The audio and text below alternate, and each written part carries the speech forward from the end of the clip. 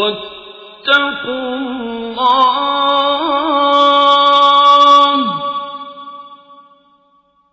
إن الله شديد العقاب.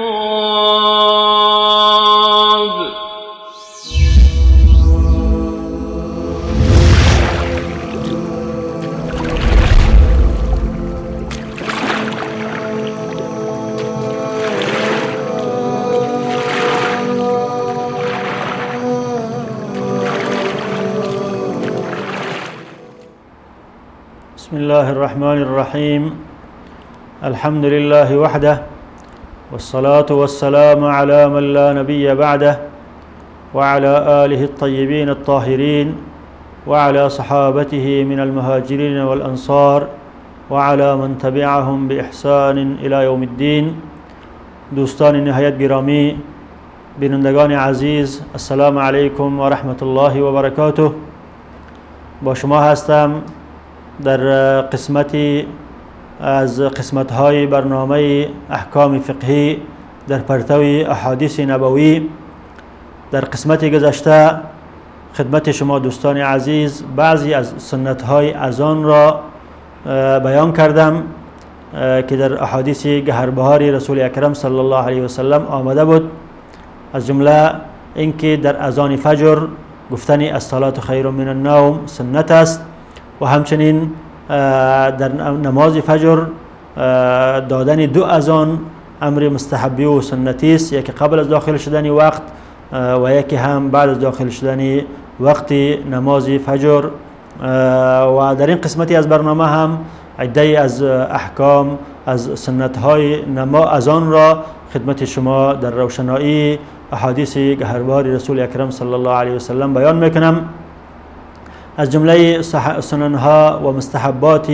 اذان این است که باید مؤذن هر پنجه های خود را در وقت دادن اذان در گوشه های خود بگذارد و همچنین در وقت گفتن حی علی الصلاة و حی علی الفلاح روی خود را به طرف چپ و به طرف راست دور بدهد. و این مطلب در چند حدیث از احادیث رسول اکرم صلی الله علیه و سلم وارد شده. از آن جمله حدیث است که امام احمد و امام ترمذی اون روایت میکند و امام ترمذی حکم به صحت از او میکند از صحابی جلیل القدر ابو جحیفه رضی الله عنه که ایشان میفرمایند رأیت بلالا یؤذن، ما بلال حضرت بلال حبشی را بلال بن رباح را دیدم که اذان میدهد اتتبع فاه ها هنا و ها هنا و من متوجه دهان مبارک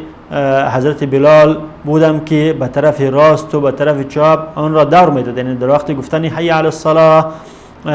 و حی علی الفلاح روی مبارک را روی خود را به طرف راست و به طرف چپ دور میدادند. و اصبعاه فی اذنیه و همچنین این را هم متوجه شدم از حضرت بلال که هر دو انگشت خود را در گوشه های خود گذاشته بودند. و راوین حدیث گفتم که حضرت ابو جحیفه است و ابو جحیفه نامشان وهب بن عبدالله السوانی بود و از جمله صحابای خردسال بودند که در زمان رسول اکرم صلی الله علیه و سلم سال خردی داشتند. لذا میگه که حضرت بلال وقتی که اذان میداد من انسان خرد و کوچک بودم، طرف دان دو سل میکنم که چه رقم دان خود را طرف چپ میکنه، دهان خود را و طرف راست میکنه و همچنین متوجه دسته های از او بودم که انگشت های خود را داخل گوشه های خود گذاشته و با آواز بلند اذان میده. و این شخص بعد از وفات رسول اکرم صلی الله علیه و سلم در زمان حضرت خلافت امیر المؤمنین علی بن ابی طالب در کوفه سکونت پذیر میشه و از جمله یاران علی بن ابی طالب بود و در غزوات با ایشان شرکت میکنه و حضرت علی بن ابی طالب آن را من حیث خزانه‌دار یا امین بیت المال گماشته بود و امین بیت المال بودند و در سال 74 هجری در شهر کوفه از دنیای فانی رخصت میشوند و با لقاء الله میپیوندند. و این حدیث دلالت میکند به اینکه از جمله امور سنتی و مستحبی این است که انسان مؤذن باید انگشت‌های خود را در وقت دادن اذان در گوشه های خود بگذارد. و گذاشتن انگشت ها، مطلب از گذاشتن انگشت ها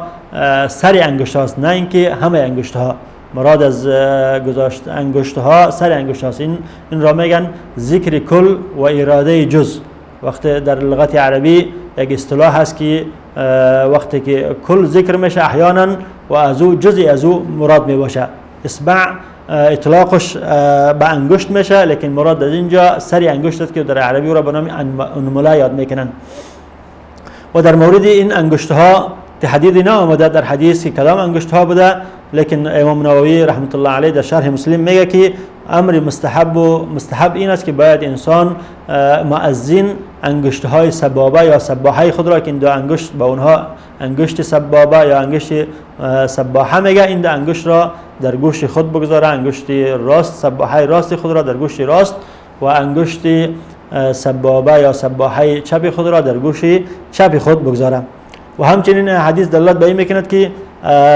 از جمله سنت های نما اذان این است که در وقت گفتن حی علی الصلاة و حی علی الفلاح مؤذن باید روی خود را به طرف چپ و به طرف راست دور بدهد. اما فایده این چی است؟ حکمت این چی است که مؤذن باید دستهای انگشت‌های خود را داخل گوش‌های خود بگذاره و در وقت گفتن حی علی الصلاة حی علی الفلاح مردم روی خود را طرف راست و طرف چپ دور بدهد. حکمت و فایده این است که اولا توسط از این آواز بلند کرده می شود، توسط گذاشتن انگشت ها آواز،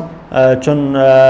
وقتی که گوش ها بند میشه آواز همه از طرف دهن میبره، لذا آواز مؤذن به شکل قوی و به شکل جهوری از دهان از او بیرون می شود. و همچنین علامه است برای از اینکه این شخص اذان میده، علامه برای مؤذن است. شخصی کر آن را میبینه میفهمه که این شخص اذان میده، یا شخصی که نمیشنوه از دور است آواز نمیشنوه، وقتی که به این حالت مؤذن را مشاهده میکند او میفهمه که این شخص اذان میدهد. بس یکی به خاطر بلند کردن آواز است، دیگه به خاطر که علامه و نشانه باشه برای مؤذن. و همچنین دوستان عزیز از جمله سنت ها و مستحبات اذان این است که اذان باید برای نمازهای پنجگانه و برای نماز جمعه داده شود، و اما نماز عیدین و نماز خسوف و کسوف در آنها اذان نیست. و این مطلب را هم امام ابو داود و همچنین امام مسلم، اولا امام مسلم و امام ابو داود و امام ترمذی از صحابی جلیل قدر جابر بن سمره روایت میکند که جابر بن سمره رضی الله عنه فرمودند صلیت مع النبي صلی الله علیه و سلم العیدین غیر مرة ولا مرتين بغیر اذان ولا اقامه. من نماز عیدین را با رسول اکرم صلی الله علیه و سلم بیش از یک بار و دو بار خواندم، بیشتر از یک بار دو بار با رسول اکرم صلی الله علیه و سلم نماز عیدین را انجام دادم من غیر اذان ولا اقامه، و که ایشان نماز عیدین را بدون اذان و اقامت انجام میدادند. در آن نماز نه اذان بود و نه اقامت بود. پس این حدیث دلالت میکند به اینکه در نماز عیدین چیز اذان نیست و اقامت هم نیست. و اینکه آیا الصلاة جامعتون گفته شود یا نشود، در مورد الصلاة جامعتون این لفظ است که در احادیث متعدد در نماز خسوف و کسوف وارد شده که وقتی که پیامبر اکرم رسول اکرم صلی الله علیه و سلم نماز خسوف یا کسوف انجام میدادند، حضرت بلال را امر میکردند که به این کلمات مردم را صدا بزنند که الصلاة جامعتون. اما آیا نماز عیدین هم به او قیاس میشه یا نمیشه؟ اکثر علما رأیشون است که نماز عیدین قیاس نمیشه، چون این کلمه الصلاة جامعتون فقط در نماز خسوف و کسوف وارد شده و در نماز عیدین وارد نشده. و سنت در زمان رسول اکرم صلی الله علیه وسلم و در زمان خلفای راشدین به این بوده که در نماز عیدین به هیچ نوع کلمات یا الفاظ خاصی صدا زده نمیشده، فقط مردم جمع میشدن. وقتی که وقت نماز فرا میرسیده پیغمبر صلی الله علیه و سلم استاد میشدن و دو رکعت نماز عید را به طریقه مسنونه‌اش انجام میدادن و بعد از او خطبه عید را میخواندن. و همچنین از جمله سنت های اذان این است که نمازهایی که از انسان قضا میشه یا با اینکه انسان در خواب میمانه یا اینکه انسان فراموش میکنه، به هر حال وقتی که از انسان نمازهای پنجگانه قضا میشه، قضایی از او را وقتی که ادا میکنه باید اذان بته و همچنین اقامت بته. اذان و اقامت برای نمازهای فوت شده اگه امر مشروع و سنت است و این مطلب در حدیث ابو قتاده رضی الله عنه که او را امام مسلم رحمت الله علیه روایت میکنه، این مطلب ذکر شده که حدیثی که جمله از صحابه را روایت میکنه، جمله ابو قتاده و همچنین ابو هریره و صحابه دیگری. حدیثی است که پیامبر صلی الله علیه و سلم در یکی از غزوات برگشتن، از یکی از غزوات به طرف مدینه منوره برگشتن و در جای خواب شدن و حضرت بلال ابن رباح را گفتن که تو بیدار باش، وقتی اذان فجر میشه اذان بده، باز ما را برای نماز بیدار کن. امیست که حضرت بلال ابن رباح و هم در اثر تعب و مشقتی که در سفر برایشان عاید شده بود، ایشان را هم خواب میبره، به خواب میروند و تا وقتی که آفتاب طلوع میکنه و برای مبارک رسول اکرم و حضرت بلال دیگر صحابه آفتاب میزنه، باز در اثر آفتاب بیدار میشن که نماز فجر ازشان قضا شده. این حدیث را جمله از صحابه به روایت های مختلف روایت میکنن، از جمله حضرت ابو قتاده روایت میکنه که روایت در امام مسلم است که ایشان میفرمایند ثم اذن بلال فصلى النبي صلی الله علیه و سلم كما كان يصنع كل يوم. قصه گفتم که طولانی است. بعد از اینکه پیغمبر صلی الله علیه و سلم بیدار میشوند از خواب و حضرت بلال را متوجه میکنه، حضرت بلال هم میگه که شیطان بر بالای من خواب را غالب کرد و من بر خواب رفتم و نتونستم که بیدار شوم. و بعد از اینکه بیدار میشن پیغمبر صلی الله علیه و سلم میگه که اینجایی است که در اینجا شیطان است، باید در اینجا نماز نخوانیم، از اینجا باید بار خود را ببندیم، بریم در یک جای دیگری نماز بخوانیم. همین که پیغمبر صلی الله علیه و سلم امر میکنه، صحابه کرام از اینجا میروند و در جای دیگری که میرسن و در آنجا باز حضرت بلال امر میکنه که اذان بده، اذان میگه حضرت بلال و بعد از اقامت میگه و نماز فجر را قضایی انجام میدهند رسول اکرم صلی الله علیه و سلم. و در مورد اینکه کدام غزوه بوده، ابن عبدالبر رحمت الله علیه میگه که رأی ارجح این است که این غزوه خیبر بوده. وقتی که پیغمبر صلی الله علیه و سلم از غزوه خیبر برگشتند در وسط راه توقف کردند یکی از شبها و این این واقعه در آنجا اتفاق افتاد و همچنین نماز هم رأی راجح همیست که ابن عبدالبر میگه رأی راجح همیست که نماز فجر بوده. تو در بعضی روایت ها حدیث هم میگه که تصریح میگه که نماز فجر بوده. و این حدیث دلالت میکند به اینکه وقتی که از انسان نماز فوت میشه در خواب میره تا با خاطر خواب نماز فوت میشه، وقتی که دوباره وقتی که میخواد که قضا انجام بده باید چی کنه؟ باید اذان بگه و همچنین اقامت بگه. و همچنین قیاس میشه به کسی که نماز از یادش میره فراموش میکنه. پیغمبر صلی الله علیه و میگه من نام عن صلاة او نسیها فلیصلیها اذا ذکرها. هر دو را در یک حکم پیامبر خدا جمع کرده، حکم خواب و حکم فراموشی را در یک حکم جمع کرده، لذا هر دوش در یک حکم هستند. چه انسان با واسطه خواب نمازش قضا شود یا با واسطه ازی که از او فراموش شود، در هر حالت وقتی که قضایی میاره هم اذان میگه، سنت است که هم اذان بگه و هم اقامت. و حدیث دیگری هم امام مسلم همین واقعه را از حضرت ابو هریره نقل میکنه که حضرت ابو هریره میگن که امر بلالا فاقام الصلاه. حضرت پیامبر صلی الله علیه و سلم بعد از اینکه از اونجا رخت سفر بستن در جای دیگری استاد شدن، با از او حضرت بلال عمل کردن و حضرت بلال نماز را اقامت گفتن و نماز را خواندن. و در این روایت دوم اذان ذکر نشده و اما در روایت ابو قتاده اذان هم ذکر شده. لذا علما میگن که هم اذان مشروع است و هم اقامت مشروع است و اکثر علمای احناف و علمای شوافی و حنابله رأیشان به میست که بر نماز فوت شدگی و نماز قضایی وقتی که انسان قضا میاره باید هم اذان بگه و هم اقامت بگه. و یک روایتی از امام مالک و از امام اوزاعی روایت شده که اذان مستحب نیست. اونا دلیل گرفتن به حدیثی که امام مسلم از ابو هریره نقل میکنه که در آنجا فقط اقامت ذکر شده. اما جمهور علما میگن که در روایت ابو قتاده که او هم در صحیح مسلم است در اونجا اذان ذکر شده، لذا هم اذان مستحب و سنت است برای نماز فوت شدگی و هم اقامت. و همچنین حدیث دیگری به این معناست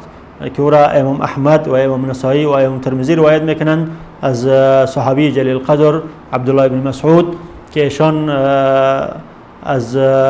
غزوه خیبر خبر میدهند، از غزوه احزاب خبر میدهند که در غزوه احزاب مشرکین رسول اکرم صلی الله علیه و سلم را از خواندن 4 وقت نماز در اوقات معینه از او مشغول ساختند. وقتی که پیامبر صلی الله علیه و سلم فارغ شدند و 4 نماز را با 1 اذان و 4 اقامت انجام دادند. حضرت ابن مسعود میگه که ان المشرکین شغلوا النبی صلی الله علیه و سلم یوم الخندق عن 4 صلوات.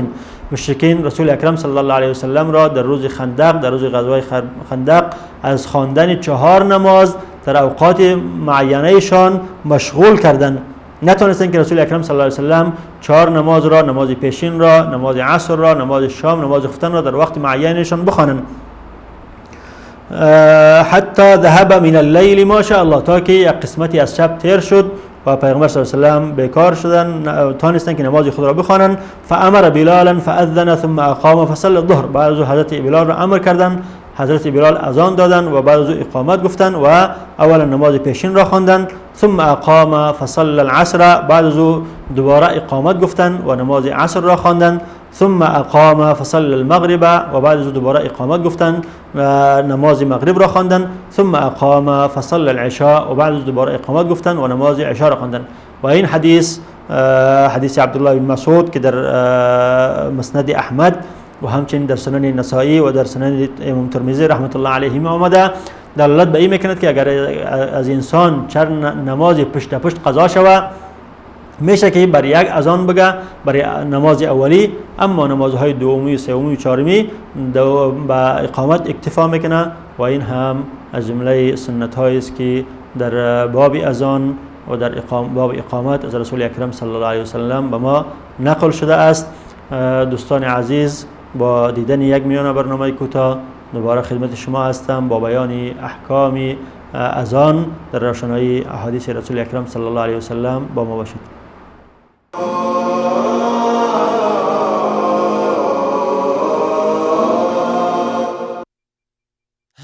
رسول الله صلی الله علیه و آله و سلم فرمودند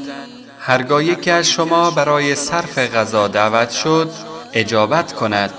اگر روزدار نبود میل نماید و اگر روزدار بود برای آنها دعای خیر کند. الدرب المضيء نسمو ونرقى في علاها ونعانق العيش الهني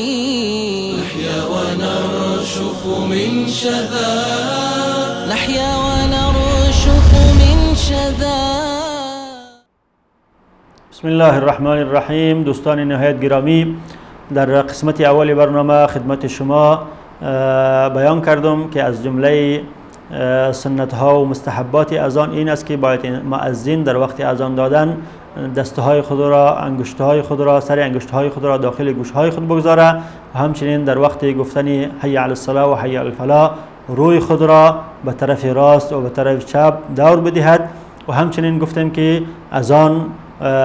سنت مؤکده است برای نمازهای پنجگانه و برای نمازهای فوت شدگی، نمازهای پنجگانه که از انسان فوت میشه یا به خواب یا به فراموشی، برای آنها هم دادن اذان و گفتن اقامت سنت و مستحب است. اما نماز عید و نماز کسوف و نماز خسوف برای اینها اذان و اقامت نیست. و در این قسمتی از برنامه، در قسمت اخیری برنامه خدمت شما احادیثی را عرض میکنم که بیان کننده این است که انسان مسلمان وقتی که اذان را میشنوه سنت است که او را متابعه کنه. از جمله سنت های اذان برای سامع اذان متابعه از اوست که وقتی که مؤذن میشنوه که الله اکبر الله اکبر میگه، تو باید از پشت از او متابعه کنی. وقتی که الله اکبر گفت الله اکبر بگی، اشهد ان لا اله الا الله گفتم اشهد ان لا اله الا الله بگی، و اشهد ان محمد رسول الله گفت تو هم اشهد ان محمد رسول الله بگی. وقتی که حی علی الصلاة گفت تو بگی که لا حول ولا قوة الا بالله. وقتی که الله اکبر گفت الله اکبر تو هم این کلمات را متابعه کنید، از پشت از او بگی. وقتی که لا اله الا الله گفت تو هم این کلمات را از پشت از او نطق کنی. و این سنت است که در احادیث متعددی از رسول اکرم صلی الله علیه و سلم این سنت به ما نقل شده و روایت شده. از جمله حدیث متفق علیه است که امام بخاری و امام مسلم او را روایت میکنه از صحابی جلیل قدر حضرت ابو سعید خدری رضی الله عنه که ایشان فرمودند که رسول اکرم صلی الله علیه و سلم فرمودند اذا سمعتم المؤذن اذا سمعتم النداء فقولوا مثل ما يقول المؤذن.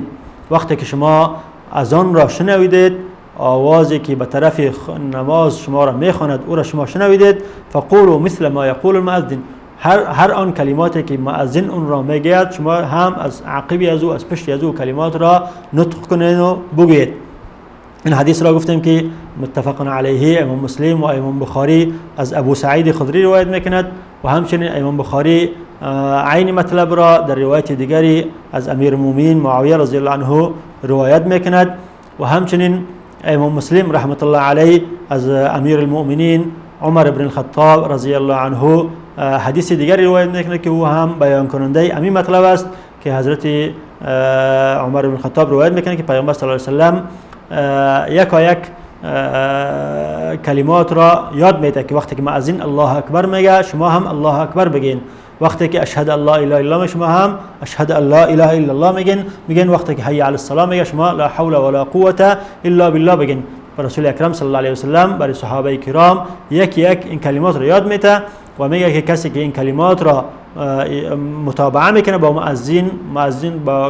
با مؤذن گوش میدهد و هر کلمه‌ای که مؤذن نطق میکنه او هم از پشت متابعه میکند، خدا این سبب میشه برای چی؟ برای مغفرت و آمرزشی از او که الله متعال با واسطه از این گناه‌های از او را میآمرزه. دوستان عزیز، این احادیث که خدمت شما تقدیم کردم همه احادیث صحیح است که در متفق علیه است، بعضی‌هایشان و بعضی‌هایشان را امام بخاری فقط روایت میکند و بعضی‌هایشان امام مسلم و این احادیث در مجموع دلالت میکند بر مشروعیت متابعت مؤذن که از جمله سنت های اذان است که وقتی که مسلمان ها مؤذن را میشنوند که اذان میدهد باید اونها هم با او گوش بدهند و هر کلمه‌ای که مؤذن نطق میکنه پیش از او هم با او متابعه بکنند و ظاهر این حدیث دلالت میکند به وجوب از این کار، چون میگه پیغمبر صلی الله علیه و سلم میگه که فقولوا مثل ما یقول المؤذن، امر میکنه که شما هر آنچه که مؤذن میگه شما هم بگین، لذا امر پیغمبر صلی الله علیه و سلم در ظاهر دلالت میکنه به وجوب. لذا عده از علما از جمله علمای اهل ظواهر و همچنین احناف رحمت الله علیهم نظرشان به این است که متابعه مؤذن چی است؟ واجب است نظر به ظاهر احادیث. اما جمهور علمای مذهب حنابلة و علمای مذهب مالکی و مذهب شافعی و دیگر علما نظرشون به این است که متابعه مؤذن واجب نیست بلکه مستحب است که انسان مسلمان وقتی که مؤذن میشنوه مستحب و سنت است که او را متابعه کنه، اما واجب نیست. این اگر نکرد گناهگار نمیشه، چون روایت دیگری از امام مسلم را روایت میکند که پیامبر صلی الله علیه و سلم انه صلی الله علیه و سلم سمع مؤذنا، که رسول اکرم صلی الله علیه و سلم مؤذن را شنوید فلما كبر قال على الفطره، مؤذن را شنوید با طرف مؤذن گوش داد اما نفس کلمات را پشت مؤذن نگفت، لیکن چون وقت مؤذن الله اکبر گفت پیغمبر صلی الله علیه و سلم گفت که علی الفطره، با جایی که الله اکبر گفت که علی الفطره، یعنی این سخنی از او بنا به فطرت است که ثبوت وجود الله متعال میکند، همچنان که فطرت وجود الله متعال را ثابت میکند، همچنین گفتن الله اکبر وجود الله متعال را ثابت میکند. میگه فلما تشهد قال خرجت من النار، وقتی که مؤذن تشهد گفت اشهد الله اله الا الله گفت پیامبر صلی الله علیه و سلم گفت که خرجت من النار، تو با گفتن این کلمات با نطق این کلمات از آتش جهنم رهایی یافتی. گفتن این حدیث دلالت به میکنه پیامبر صلی الله علیه و سلم احیانا متابعت را ترک کرده و ترک پیامبر صلی الله علیه و سلم دلالت میکنه به اینکه این امر مستحبی بوده و واجبی نبوده. و همچنین اینکه پیامبر صلی الله علیه و سلم گفت که اذا سمعتم المؤذن فقولوا مثل ما یقول، دلالت به این میکنه که انسان متابعه مؤذن میکنه در هر حالتی که بوده باشه. در این وضو طهارت شرط نیست، انسان اگر طهارت داشته باشه یا نداشته باشه، در حالت جنوب بوده باشه، در حالت بی طهارتی بوده باشه، در هر حالتی که بوده باشه، در حالت حیض نفاس بوده باشه، در هر حالت متابعت مؤذن سنت مستحب است و در این طهارت در متابعت مؤذن طهارت شرط نیست. مگر این در دو حالت را علما استثناء کردند، یک حالت جماع و یک حالتی که انسان در بیت الخلاست. در این دو حالت متابعت مؤذن درست نیست، چون متابعت مؤذن ذکر است و ذکر الله متعال در این دو حالت به هیچ صورتی درست نیست. وقتی انسان در داخل بیت الخلا می باشه، در وقت قضای حاجت می باشه، در این وقت ذکر الله متعال درست نیست و همچنین در وقتی که در حالت جماع با خانم خود می باشه ذکر الله متعال درست نیست. در دو وقت متابعت مؤذن درست نیست، اما در دیگر وقتها متابعت مؤذن امر مشروع است، اگرچه هم به وضو بوده باشه، چون در حدیثی است از ام المؤمنین حضرت عایشه صدیقه رضی الله عنها که فرمودند، در حدیث هم در صحیح بخاری است که کان نبی صلی الله علیه و سلم یذکر الله فی کل احیانه، رسول اکرم صلی الله علیه و سلم یاد خدا را در هر حالت میکردند، چه در حالت وضو میبودند، در حالت طهارت و چه در حالت غیر طهارت، در هر حالت ذکر الله را انجام میدادند. لذا متابعت مؤذن هم ذکر الله متعال است و این ذکر الله متعال در هر حالت درست است و اشکالی ندارد.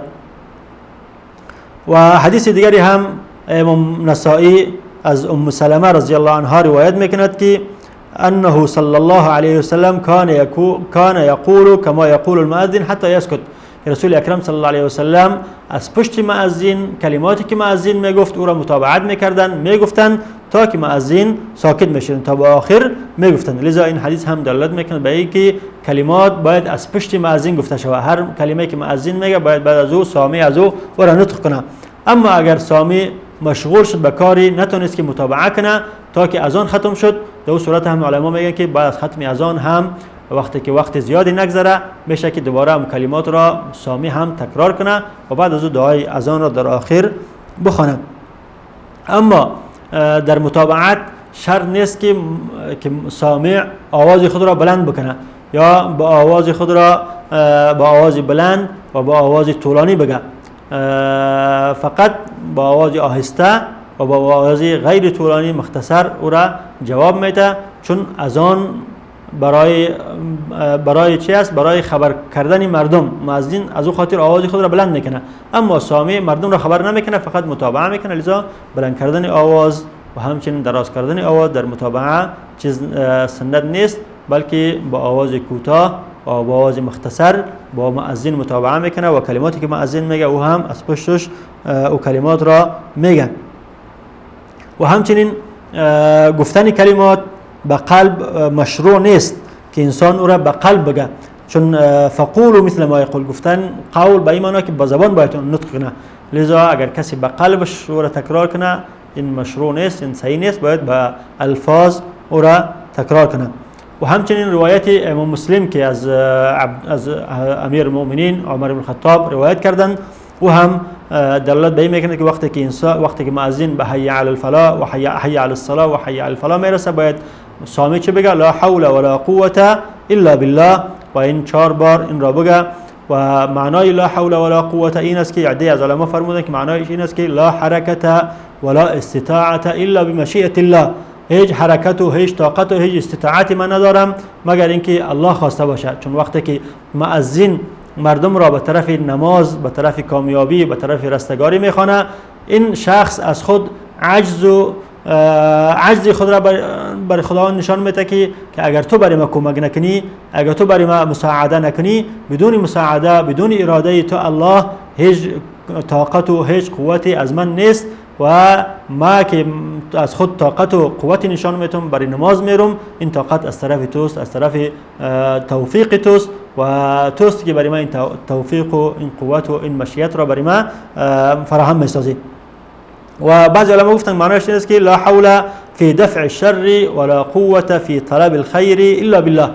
یعنی ما هیچ شری را از خود دفع کرده نمیتونم و هیچ خیری را به خود طلب کرده نمیتونم مگر اینکه خدا خواسته باشه. یعنی اگر با مشیت الله تعالی ما میتونم که وسواس شیطان از خود دور کنم و وضو بکنم و به طرف نماز بشتابم.